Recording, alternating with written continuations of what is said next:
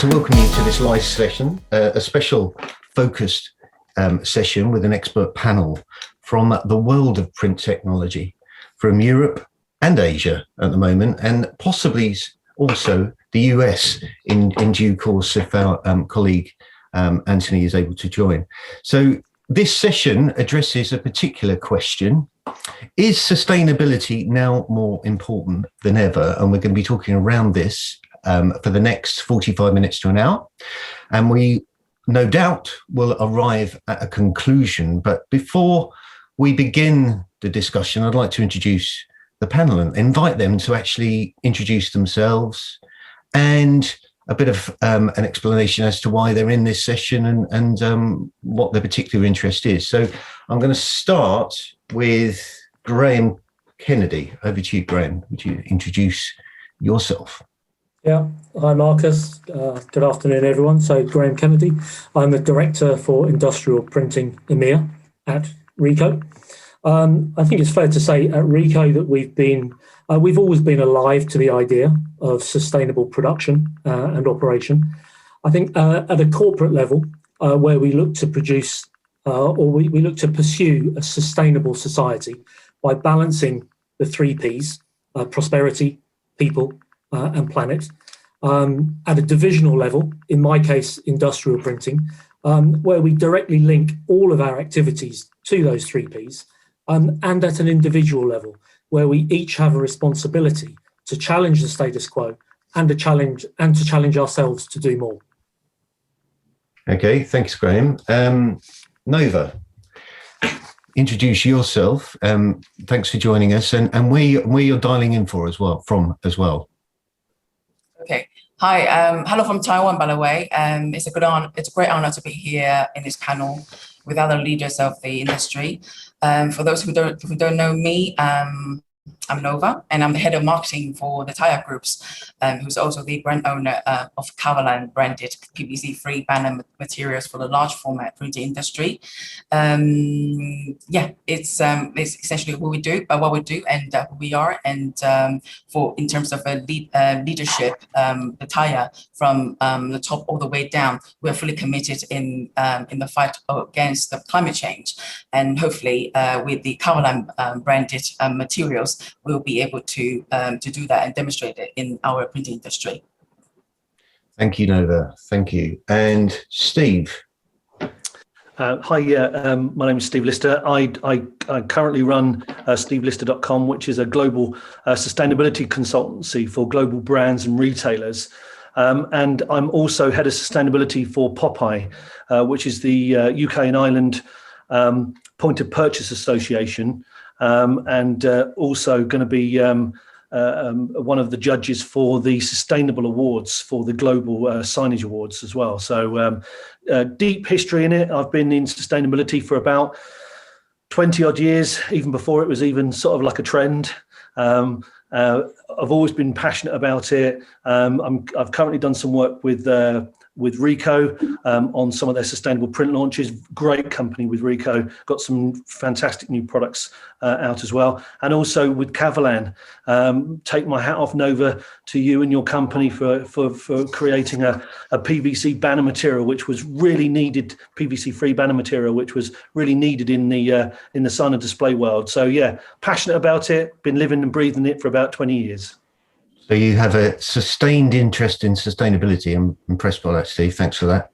And just coming online, we have Asia, we have Europe, and we now have the US. Anthony, thank you for persisting. I think welcome to the session. Anthony is with Actiga. Whereabouts are you dialing in from, Anthony? And explain a little about yourself and your interest in sustainability. Yeah, absolutely. I'm hoping you can hear me.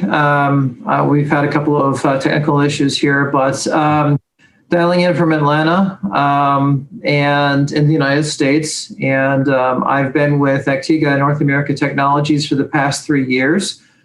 We are best described as a new technology incubator within Actiga globally, where we focus on the development of new printing and decorating technologies for the consumer product packaging market to basically make products either a lot more recyclable or reusable than what they are So we're really focusing on substrates such as plastics, polyethylene, terephthalate, high-density polyethylene, other types of ethylene copolymers that would be used in plastics as well as glass, and demonstrating how that those materials can be either recycled or reused much more efficiently. So I've spent the past 10 years of my life in photopolymer chemistry, which is a ultra-low VOC way of printing and coating, which basically uses a lot less in the way of resources to cure coatings and inks as well as adhesives onto consumer product packaging products. So.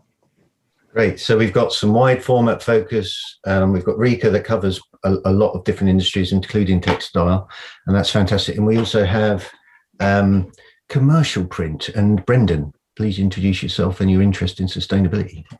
Sure. Thanks very much, Marcus. So I am the General Manager of the Independent Print Industries Association and also Chairman of the British Association for Print and Communication that is part of the IPA group now as of last year. I have a lifelong passion for sustainability and the environment. I was part of environmental action groups, both at primary school and high school. And throughout my career, whether it was working in magazines and now working in trade associations, it's remained a passion of mine. It's something that we take very seriously at the IPA, and we've actually, and the BAPC, and we've founded a specific environmental and sustainability subcommittee as part of our organization that purely focuses on this issue. And one of our big projects at the moment is actually developing a sustainability guide for the industry so that people can literally install into their businesses how they can improve resources and information. Brilliant. Thank you for that. So back to the question, is sustainability now more important than ever? And what I wanted to do really at the beginning, before we go into the conversation, is just kind of frame it a bit by trying to agree a definition of sustainability. And I found this, and I think we broadly agree with it. Sustainability focuses on meeting the needs of the present without compromising the ability of future generations to meet their needs. And I think that's fairly clear. The concept of sustainability is composed of three pillars: economic, environmental, and social, and therefore is also known informally as profits, although Graham, you prefer the word prosperity, don't you, to profits, planet, and people. And I just wanted to rewind by 10 years ago, because one of the things Fraser and I, one of the events Fraser and I launched back, and I think Graham and Steve, you remember EcoPrint, where we ran in Berlin. Brendan, you may have even as well. And back then, it was what a rising issue, and there was a lot of interest created by this event, EcoPrint, and frankly, it felt like we opened up a kind of can of worms in terms of confusion over what it was and what was a sustainable product, what wasn't. And it did a great job at focusing on the issues, but it didn't really, frankly, materialize into anything that perhaps that was commercially sustainable. So I kind of have this sense that perhaps sustainability is a well-meaning, I don't know if I agree this, but I wonder whether some people think sustainability is a well-meaning kind of theme that rises from time to time when people think they need to look good and businesses need to kind of say the right things, but ultimately they don't really mean it. Who would like to start by taking up that theme, either in agreement or disagreement? Steve? Yeah, I'll jump in real quick. I do sort of agree with you, Marcus. Maybe over the last 20 years since, and we go back a long way. I was, I've always been passionate working with you guys. I think the sustainable print thing that you did was amazing at the time. I think what happened is the recession came along, and I think a lot of people kicked it back off.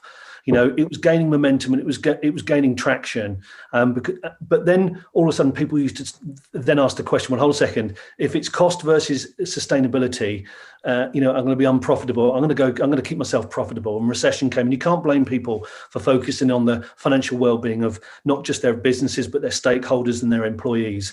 But I think there's a fundamental change now. I think the whole, COVID has only acted as an accelerant for companies to really focus on their sustainable credentials. And this isn't going away. This feels totally different to any time in the last 20 years since I've been working on it. There's transparency. So now people are asking questions that they now can't get away with like they could do 10, 20 years ago. For a young female beauty brand, and you're trying to, launch it and you've got the wrong packaging or the wrong messaging, you'll get found out real quick. Things are very transparent these days, more than they've ever been. And I think actually the groundswell is actually people mean it this time. And for me, I get that feeling that people are wanting to commit because they want to commit.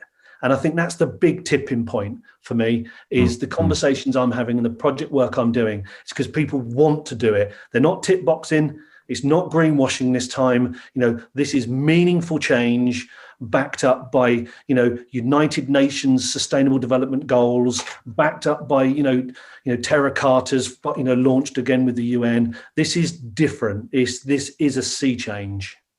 Okay, thank you. Nova, I'll bring Nova in and then go to Graham. Nova, obviously with your focus on sustainable material manufacturing, that's quite a big step for your business, wasn't it, to develop a whole kind of line of new products that were not PVC, because you're obviously PVC was quite a profitable business model. Would you agree with that? Was that the thinking behind the launch of Carignano, and how have you seen that grow and develop? It's definitely how we started it all. But when we go a bit deeper into it, we realize it's a raft of a complex sort of subject to get into. So when we, as we go along, we realize that sustainability, if you wanted to, there's no way to quantify it. It's a belief. You either have it or you don't. And how do we influence those non-believers? It's a very divisive sort of subject. So for Carignano, what we have done is we put through the Carignano banner range through the life cycle analysis, LCA with SGS, 18 months ago, actually, along the journey. So, and on top of that, in order to help our industry to get a better understanding on PVC banners, what we also do is to perform the same analysis on PVC equivalent banners for direct comparison purposes, really. And I think the best way for us to do is to let the numbers do the talking, and the numbers actually came out exactly how we knew it as well. It validates exactly how we know. Carignano is the eco performance are far better than the traditional PVC banners, from the significantly lower carbon emission to the much lower water consumption when we produce it along the way. Carignano is basically light years away of a PVC banner. I can only vouch for or testify for our banner industry. Yes, sustainability is increasingly important. But back to the belief, you either believe it or you don't.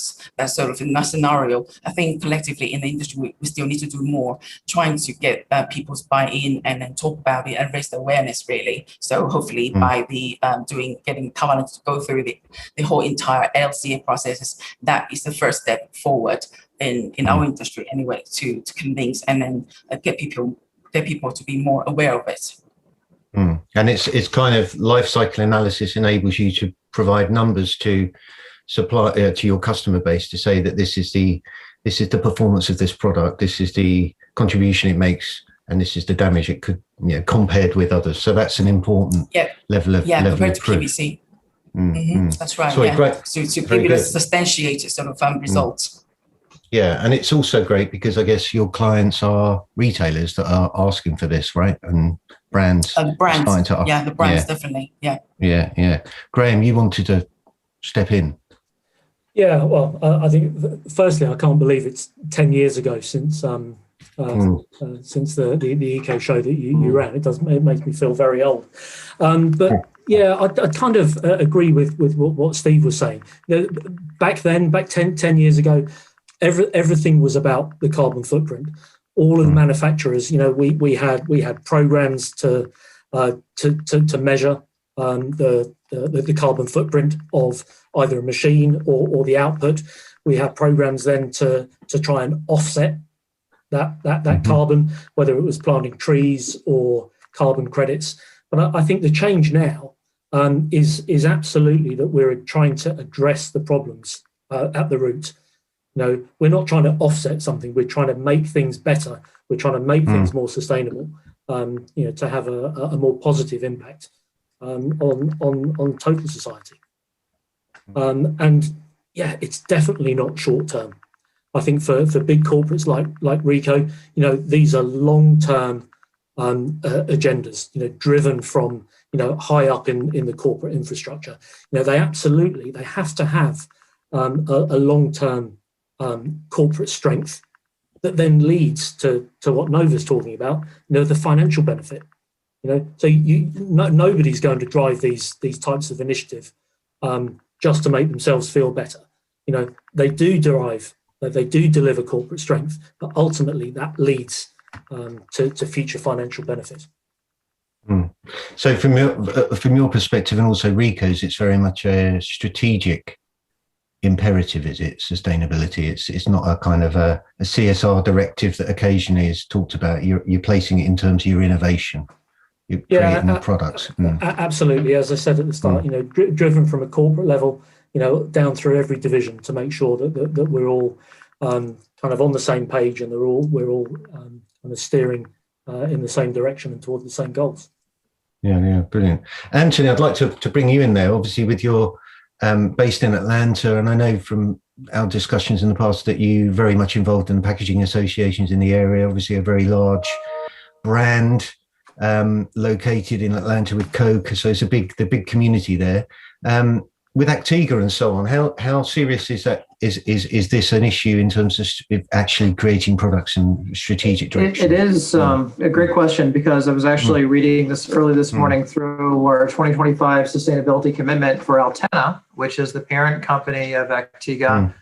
We've committed to become carbon neutral by 2025. And so that basically reducing our carbon footprint at all of our plants, all of our processing facilities, all of our administrative sites, as well as reaching out to our individual employees and making sure that they understand this commitment and they also act in kind, basically in a more sustainable fashion, down to, if you don't need to make that extra trip, that extra flight, be mindful of what type of an impact you're having on the environment. And I think that really all trickles down into some of the products that we're rolling out into the product, not only Signite, but you also basically have our Echo Leaf product, which is, I think, a disruptor in the marketplace with regard to not using cold foil, but using a new way of applying a metallic look onto narrow web surfaces that is drastically reduces the amount of material that's needed to create that type of an effect. We also develop coatings that are eco-friendly. We actually have a few products that are bio-derived. So we take sustainability and our commitment to it very seriously. Yeah, and I guess if that focuses on the creation of products, that's the great place to start, isn't it? That has, just from my knowledge on anything, does that mean you have a short term? You have to sacrifice cash in the short term, so you have to invest more budget, and potentially the sales cycle will be longer. So are you sacrificing anything by this, or is that just an inevitability of any innovation? We are, because we're a private company and we have that levity, we are investing a significant amount of money, literally in equipment, to basically bootstrap and get our technologies out into the market sooner rather than later. Because we have that type of fervent commitment to sustainability and making sure that folks have that ability to either print or decorate in a much more sustainable fashion. So we're literally placing equipment out in the marketplace and making agreements, compacts with brand owners, co-suppliers, to have them adopt this technology and move it forward before they make a commitment to either using our consumables or the equipment itself. Okay, brilliant. Thank you for that. Brendan, wanted to introduce you here because obviously your role with the IPIA, Print for Planet, and just generally serving the industry, you obviously have a pretty good handle on how printers view sustainability. I don't know if you've got anything you might want to add there. I know you've done some research, some surveys. Yeah, sure. I can talk you through that now if you like. I'll just yeah, why not? Yeah, give us a bit of. So, can you see that okay? Yep.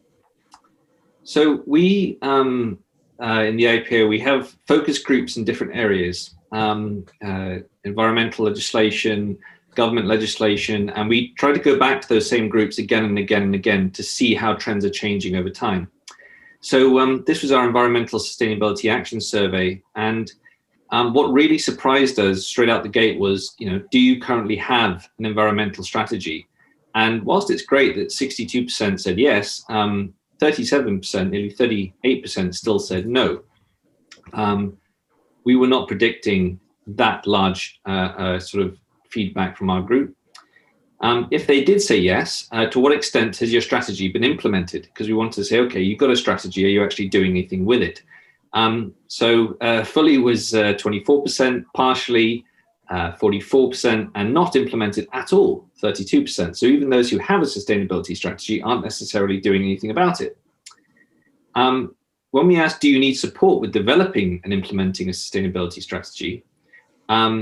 This was more, and the way that it was characterized was, would you like outside help to help you move these things forward? So we require a lot of support. So people are very engaged in that area, 7% who want to engage, who want to move forward. We require some support, 31%, but again, very surprisingly, we do not require support at 62%. So that's a rejection saying, no, we don't want help. We've got this thing over here. We're not going to really develop it. We don't need any help. Thanks very much. 4, using the scale below, let us know how concerned your key customers are about the impact of your business products and services on the environment and what they require from you. So this was us really looking at the commercial snapshot and what are the commercial drivers for this. So 10% were highly concerned, so they need to provide sustainable credentials for most of their customers. 37% were moderately concerned. Some of my customers and tenders require sustainability credentials. But again, rather concerningly, is that 51% were not concerned. They rarely get asked for sustainability credentials or need them at all to tender for work. So I then just picked out 2 key parts of this. Can you tell us briefly what your customers' requirements and expectations are from you on sustainability? Quick snapshot, very little request, usually just a tick box for each. All the way through to some members who came back to us and are very much engaged. So assurance that we are their supplier is focused on sustainability.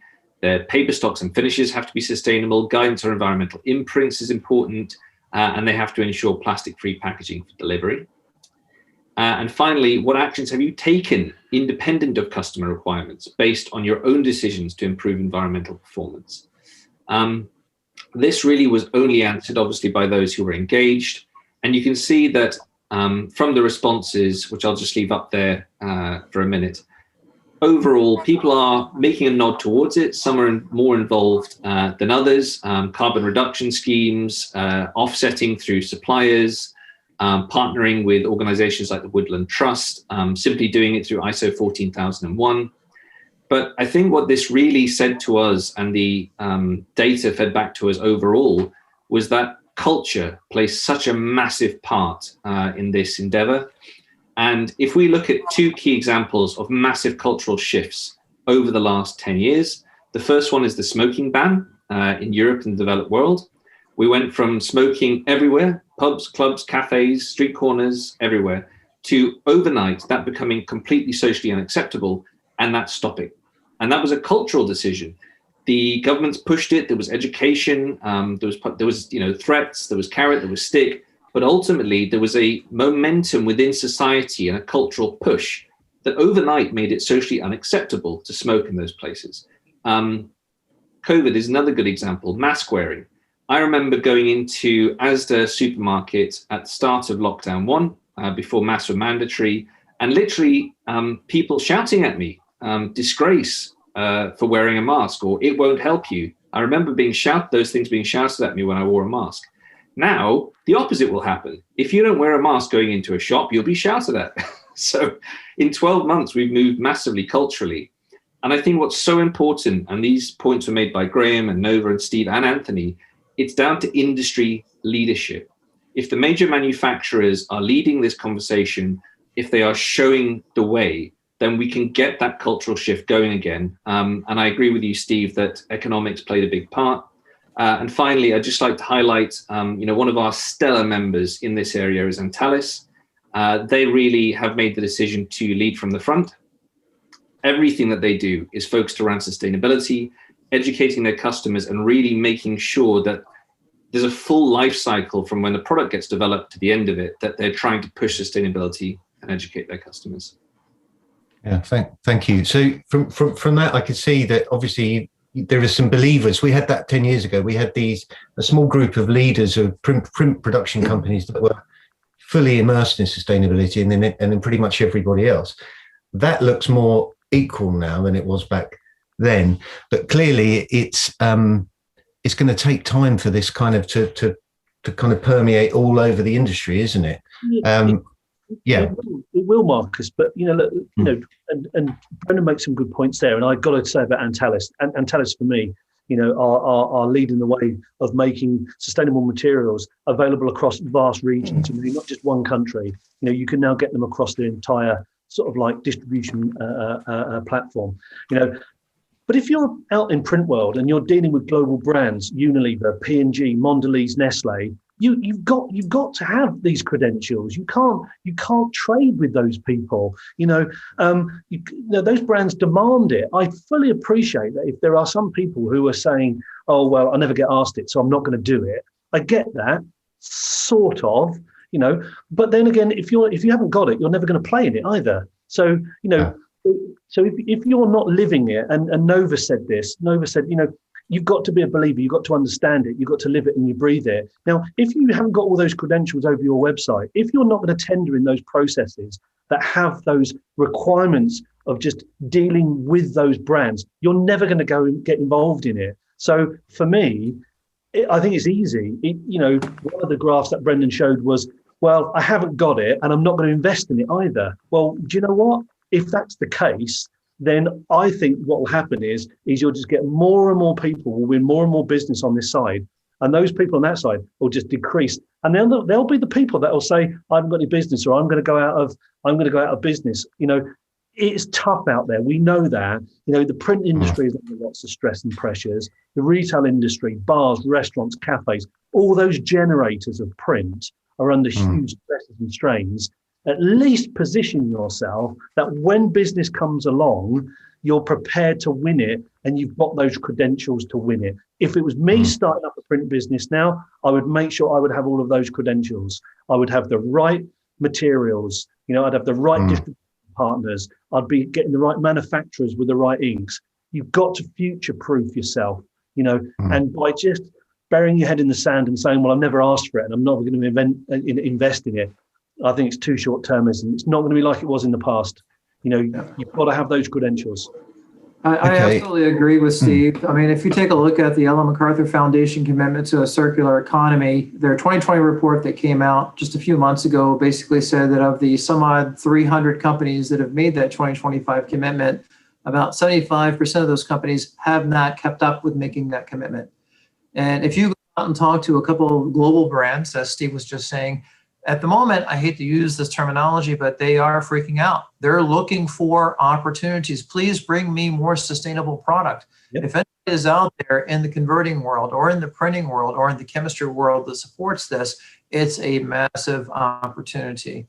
Another point too is, whether you want to believe it or not, I mean, there's some great books out there. There's one called The Uninhabitable Earth that was recently written that talks about global warming, scientific facts. The earth is warming up, and basically part of it is because of single-use plastics, because of the way that consumers basically throw away the packaging materials that they use. There's a tremendous amount of opportunity out there for the marketplace. This can be very quickly turned into a highly monetized opportunity. It's great you're saying all of this, and Steve saying all the brands are pushing for this. It's confusing though, isn't it? I mean, let's be honest, because the brands don't even know what's sustainable, do they? I mean, I think I've walked into M&S and seen PVC banners, right? And so they don't. So there's a lot of confusion and education. Is that still the case? Yeah. It's education. And sorry to interrupt again, but we get this old adage where people turn around and say, "Well, a sustainable product costs more money, so I'm not going to buy it." And Cavalan has proven that you can have quality with sustainability and cost, and just blow that out the water. I've seen that with the suppliers you have, Nova, in the UK, CMY UK. They're brilliant distributors who are offering it. And one of the questions I saw around the chat was, what are people willing to pay? And I always say to people, you've got lots of different elements in the price of a job, all because your material goes up 5% because you've chosen a sustainable material. Doesn't mean the overall job goes up by 5%. You can, you've got profit, you've got manufacturing. Material costs are only one element in a complex way of pricing. So you have the choice to be able to put your prices up or present them. Let's say might be lower margin, but if you explained it to the brand or the company you're selling it to, maybe do a revenue share, a gain share. Maybe you turn around to your people you're selling to and saying, my prices have gone up 5%. How about we split it 2.5? Why not be open? Why not be transparent? Why not have a conversation with your clients who are buying to drive demand, which will then get the volumes back to these suppliers who are innovating, who then can get volumes under these and then get their prices down. It's a virtuous circle. We've got to keep pushing and pushing and pushing to get volumes through these innovative, sustainable materials companies. And it's a key thing, sustainable materials, but actually the whole print production process uses energy. I mean, we're all using energy all of the time. I got the impression a few years ago that there were some great examples of sustainable production businesses, but they didn't like sharing. Yeah, they weren't prepared to go, actually, we're all in this together. I can help you down the road become sustainable because frankly, they're competitive. Commercial advantage. I mean, Anthony said that, hey, if I had a commercial advantage over my local printer, would I use it? Yeah, I think I would. But that's not for planet then, though, is it? So that is part of the problem, and it brings me on to a point that Sabine has mentioned a couple of times, and I wanted to, because she's been very active. Regulations. Net zero pledges, as you've said, Anthony. 2025. Now people are starting to realise, blimey, it's not far off, and I'm not there yet. So they're out looking for innovations. So it's a great role to play for you as providers of these innovations. But when there is, I remember sort of 10 years ago, there were so many different green stamps you can get for different sort of things, and ISO this, ISO that, a swan here and a star there, and all of these, it's so confusing. Is there a regulation that we could adhere to in the print industry that would kind of make things a bit less confusing for purchasers? I'll just lay that open. Is there one? Or is that not the point? Or is government actually just going to say, you've got to do this by this date? Maybe, Marcus, I'd argue that regulation restricts the innovation because then you work inside a boundary. I think I'd prefer that we support our customers, our partners, those who are developing new technologies, to raise the bar at every level.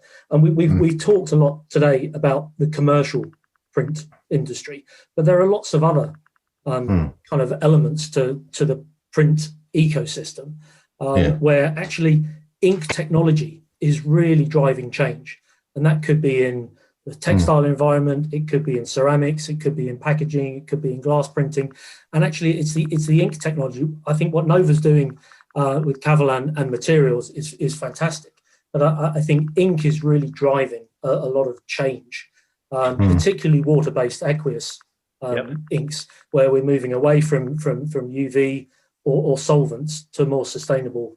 What about eco-solvent? Is that positive, or is that just maybe eco solvent is a bit of a kind of red herring. Maybe it's more economy rather than ecological. But different inks can enable the process to change. If you look at the way the ceramics industry evolved over the last 10 years, a move to inkjet, it enabled contactless printing, but it also enabled efficiencies within the energy consumption as part of the process, and the same in the glass industry as well. And actually, the cost of transitioning or integrating new technologies or new print processes in each of those areas is more than offset by the energy consumption savings that can be enabled. Yeah. So, and that's approaching the whole cycle, isn't it? It's not just going, actually, I use that specific little thing, but the rest of it's, frankly, not heavily sustainable. It's actually being, and that's where I think you as suppliers and manufacturers have that superb pivotal role to play, really, by supplying the right kit. It takes time, doesn't it? Because it's not easy. But equally supplying the right kit. And I mean, Peractojet is an ink, isn't it? For instance, that's a good example, which is has some great advantages for sustainability, doesn't it? It is, and I think Sabine has asked on the questions as well. If we could pick one area to highlight, what would it be? And absolutely, I think for me it would be textile. It would be the textile industry. Undoubtedly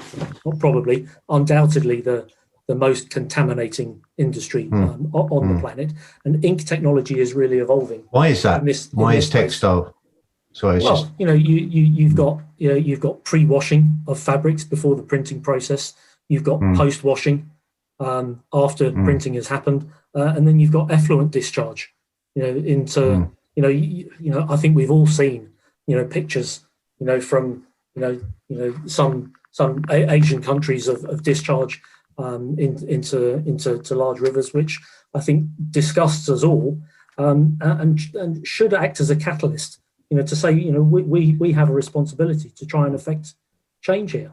And I think as RICO, we want to take on that responsibility. We want to take on that challenge. We work with new ink providers to try and accelerate the transition in a lot of the textile markets to more sustainable ink types. Has COVID, in your view, with textile in mind, has that had an impact in terms of perhaps intensifying people's interest in, and that is partly why you've got more of a focus, even more so than normal? I could say yes to textile, but actually it's across so many different vertical markets where COVID has accelerated change that we've already seen taking place. I think some of the trends that I would see accelerating from a COVID perspective would be decentralization of production. I think where in Europe we've been hugely reliant on China as a manufacturing country, that's impacted our supply chain. So we've seen the need to be to take on more of that responsibility ourselves. So decentralization of production, reshoring of production, they're kind of buzzwords that have been flying around the industrial marketplace for a number of years. But actually, COVID has really brought them to the fore and shown us that that we shouldn't sit tight, that we need to continue to accelerate the pace of change. Definitely. It's almost like a coalescence, really, with what you're talking about there in terms of innovations and technologies for sustainable production, and actually a kind of pincer movement down in terms of consumer behaviour. The point you made, I liked in the presentation, was one of the points you made, Brendan, was a cultural change, and that would suggest to me that actually there is a younger generation, isn't there, driven by very passionate young people that are kind of just not going to accept anything that isn't sustainable. Would that be fair to say? Yeah, I do. And I think if I look at the education that took place, even for my generation, I'm 36, in school, it was very much brushed over. As I said, I was part of an environmental action group, but that was it. There was 50 of us in a school of 1,000. There wasn't interest. There were no classes, no education on it. If I now look at my children, environmental sustainability is a huge part of their classes, of their overall education. They do tree planting. It's part of their fabric of existence. And that's where the cultural change will come, because as they get older, they, as we discussed previously, they just simply won't accept in products that are going to make it, that aren't recyclable, that don't make that have a very high carbon footprint. I'm even getting asked questions when we go to the Tesco to do shopping. When we pick something up, my youngest saying, "Oh, Dad, you can't buy that. It's not clear plastic. It's not recyclable." So you're right. And actually, from what Nova was saying earlier, I want to just ask you quickly, what's the cultural process? What stage is the cultural process like in Asia? Because I have no education or understanding that. Where has Asia got to in this stage? Well, it's a big continent, so I can only vouch for what I'm saying here in Taiwan and also in China. Yes, it's basically ingrained with the. I got a 3-year-old daughter, although the school doesn't really teach her at that stage just yet. But in a university or high school level as well, it's already part of the culture anyway. It's a habit that we were told, they were told, so are we. Don't use plastic bags, or we got carry bags wherever we go, and also safe water, because we got drought here in the moment. Especially, we can feel it every day now in Taiwan here. So it is pretty much affecting us, and also the younger generations, not just the younger generations, but all the generations are basically very, very, very passionate about how to keep it going as well, because it impacts our life already here. And I think it's going to be the younger generation. It's one thing to be passionate about, but it's another thing to be able to open up your wallet and say, I'm going to invest in Unilever. I'm going to invest in Coca-Cola because I believe in their sustainability. If they're seeing reports coming out saying that Unilever or Coca-Cola or whoever else is not actually committing to what they're saying that they're doing, then those investments are going to go away. And those younger generations that are entering into the workforce, that are investing in their 401k, their retirement plans, they're going to be pulling their money and putting their money elsewhere. So I think that it's going to be really, I think brands are listening to the younger generations more so now than ever before, based on, where is our investment going to be coming for what we're doing in the future moving forward. So really, with that in mind, then, as a printer, and we have a session tomorrow morning with an economist who's very interesting guy. He's presenting. It's called "Get Ready for the Coming Boom." So, whilst on the one hand, economic prosperity is obviously appealing and reassuring, does that not just go hand in hand with environmental damage? It doesn't have to. It doesn't have to, and I think that's where people have to take responsibility. I've seen some of the questions before about on the side in the chat about whose responsibility is it. Look, brands and manufacturers have to take responsibility. If I buy something in a supermarket that's unrecyclable, that's shame on the manufacturer for making it. I'm sorry. For me, it's unacceptable that I buy something as a consumer and it is unrecyclable. So for me, regulation, you have to push that back up the supply chain. I'm a consumer. We're all consumers, and we shouldn't have to put up with landfilling products because someone's been lazy in the supply chain to make a cheap product that is unrecyclable. I think those days are over. And Anthony makes a really good point. I think these days people will be outed a lot quicker than in the past. They will get cancel cultured. Companies will be told, I'm not going to buy your products anymore. People can communicate quicker. Movements will start even quicker than before, and brands will suffer. So there's nowhere to hide anymore. And for me, I look at it and think, why should I go to a grocery store and have a coconut, wrapped in polythene? It's dumb. It doesn't need a polythene with a sticky label and a hanging tag and something else on it. We just have to accept responsibility. And once we accept responsibility for the way we do things, I think that will be driven through it. And, people have to step up. And if they don't step up, I'm sorry, I think these days they get what they deserve. And what I mean by that is if you are good citizens and you are good businesses who are doing the right thing, you will get what you deserve. And that is a good thing. You'll get rewarded brand loyalty, increased business, stakeholder value, all those things that go with it. If you want to trade unethically and you want to do all the things around that, go ahead, keep doing it. But I think go on. Yeah, before I introduce Brendan, but isn't sustainability? I mean, I get the passion and the enthusiasm. Isn't it just terribly middle class? What about low income families? I mean, when they're on the breadline, then are they going to choose a sustainable product, or are they going to feel persecuted because they can't? Just to jump in, you're absolutely spot on. But the thing is, it shouldn't be class driven. Anyone who's buying a product, regardless whether it is a cheap loaf of bread or an expensive car, it still must be produced in a sustainable way.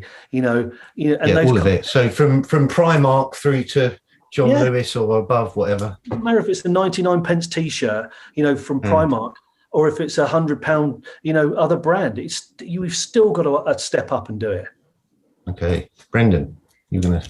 Yeah, Steve, I think the point you raised really set something off in my mind and made me realize that we actually have two big issues here. One is consumer choice and consumer-driven choices. So you're right, consumers are increasingly across the board, especially in the West, maybe not so much in developing countries in South America and Africa, but certainly in more developed nations that consumer choice is happening. I think the big challenge we face is SME manufacturing businesses, small SME businesses. You're right, it is a responsibility of the supply chain. It's also a responsibility of leadership. But as our research has shown, there is a total lack of engagement at that level. Where there is engagement, it's we're talking 20% are actually engaged for the right reasons and are properly doing it. Then there's another small group that are engaged, but only because their big customer occasionally asks them for it. So I think that's the big issue: is how do we start to drive conversation? How do we educate that group? And I think that brought me on to Anthony. You said something in our pre-chat that really made me think, which was about your election, the fact that you've had this radical change in environmental policy from one administration to the other. How are you experiencing that? And do you think American SME businesses will accept it? Yeah, I'm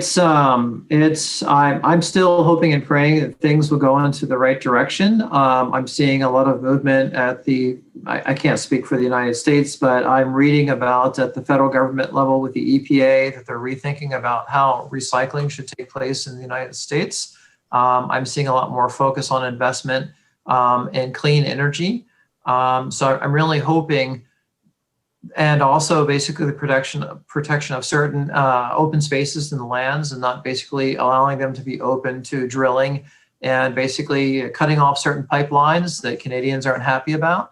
But it's, I think, all for the right reason, as well as basically entering once again back into the Paris Accord, which is extremely important. You have to understand the United States is not one monolithic country. It literally is 50 small countries that decided to get together to make one union.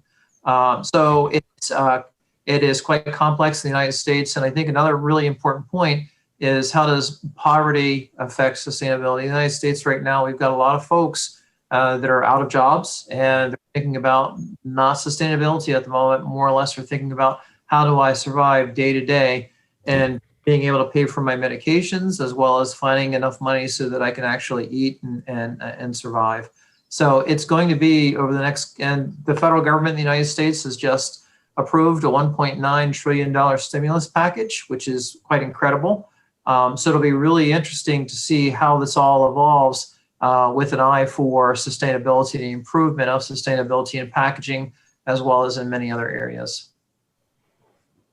That's interesting. So just sort of moving on to the sort of the final kind of stretch, as it were. I'm a printing company, okay? And I've got a print company. It doesn't really matter in particular what application area, but I want to become more sustainable. What steps should I take? When and why, I guess? What advice would you give me there? So I want to be more sustainable. I want to sell sustainable products. Where do I start? It's not an easy thing to you've got to analyze just your get business. going on. It all starts with data. You've got to analyze your business, whatever business you are. What are your biggest impacts? Is it emissions? Are you running loads of electricity? Are you generating loads of waste? You know, it all starts with the first analysis. Whatever you may be, whatever company, it could start from home, it could start in a business. I think if you analyze your business, then you can set a goal. What is your goal? Decrease of emissions? Is it increase in recycling? You know, you have to set them based upon your company. I think, Steve, you have to look externally as well. Yeah. You have to understand what the market drivers are. What are the trends? We talked a lot about Generation Zers. You know, so what direction are your customers moving in? Yeah. And you have to respond to that. Of course. Yeah. I mean, if you're dealing with a company that's biggest, goal is removing single-use plastics out of its supply chain, well, that's fairly obvious what you're going to start to look at next, isn't it? And drive those sorts of things. But for me, I'm doing a lot of things like Nova said on a life cycle analysis of products, of supply chains, of buildings, of businesses, and you've got to look at things and think that's what you have to focus on. There's the old adage of controlling the controllables. You've got to look at what your emissions are. Yes, you're right, absolutely right, Graham. You've got to look at those outside influences as well, but you've just got to understand where you are first, and then set those goals. And when you say that sounds sensible, but how? You can't. But it's not something you can buy on Amazon and measure. You know what I mean? You're going to have to get experts in on you. How do you do it? You have to. You have to. You would go and get an expert to fit your roof at the back of your house. Okay, some people might try it. But, I didn't once and paid for it later. Yeah. But that's the only thing I think is you have to invest. Like you have to invest. We don't think twice of going to a doctor or paying for private medical care if you can afford it, or taking it to a specialist to do something. Why wouldn't you get a specialist environmental sustainability company to come in and help you? It's just obvious to me, But you've got to value it. You have to value it. It's where to start. I guess it's not obvious to me, which is why I'll ask. Is there a is that something you do, or are there associations that have affiliations with the consultants and things like that? I know in the US, the SGIA, who are now called Printing United Alliance, have a SGP, I think, Sustainable Green Printing Packaging Coalition. And Packaging Coalition. The Sustainable Packaging Coalition is a wonderful association. It has quite a large number of brands that participate in it. Actiga participates in it as well, where they focus on sustainable, obviously, packaging and what impact does it have in the environment. They're also looking at basically recycling, what's going on in North America with regard to municipal recycling facilities, how vibrant are they, or lack there are, or basically if they're in trouble. They're also tracking basically, at least in North America, and I think now also they're collaborating a lot more with Europe, local regulations and tracking, and how these are trending and affecting basically the printing and the packaging community. So yes, there are associations out there that are following this quite closely. Sorry, Marcus, quickly. Popeye, the Point of Purchase Association, they have a whole structure. So if people are looking and they're in that industry, they have an easy to adhere to structure that looks at design. Oh, that's good.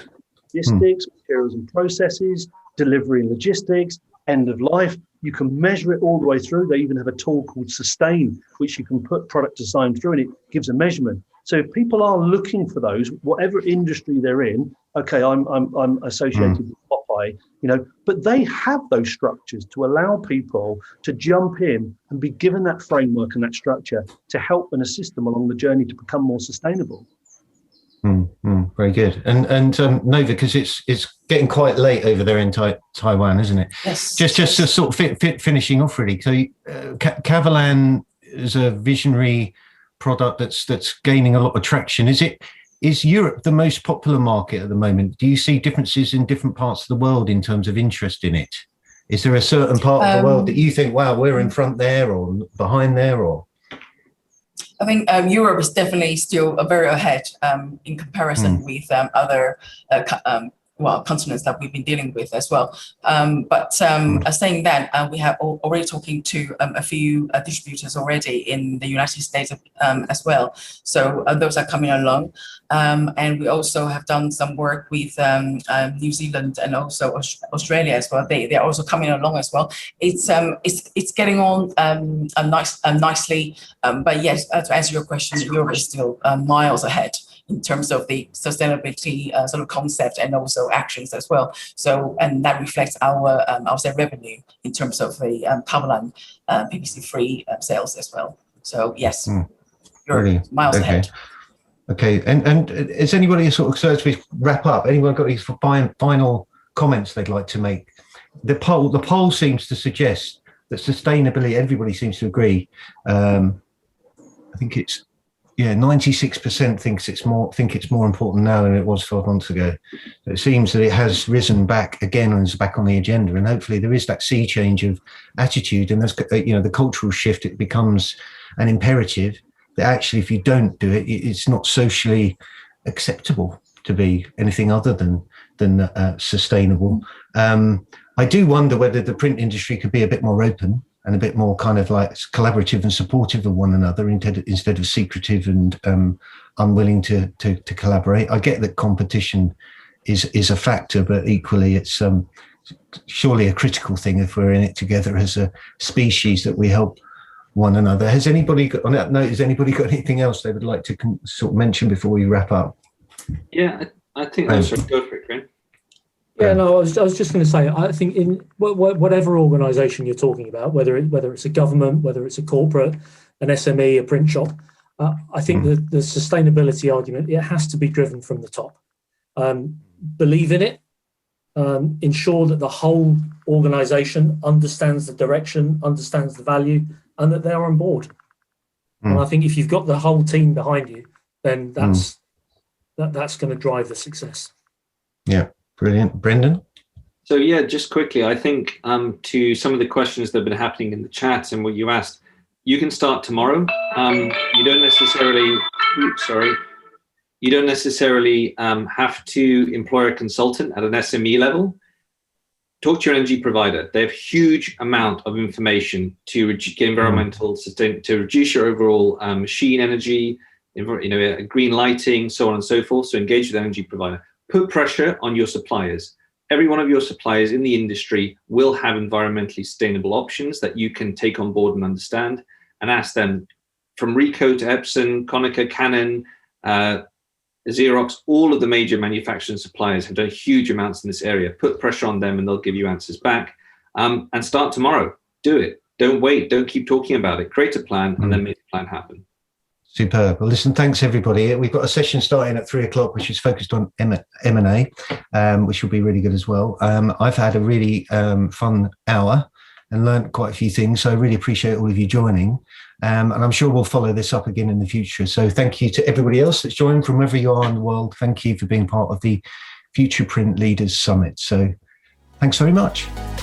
Cheers.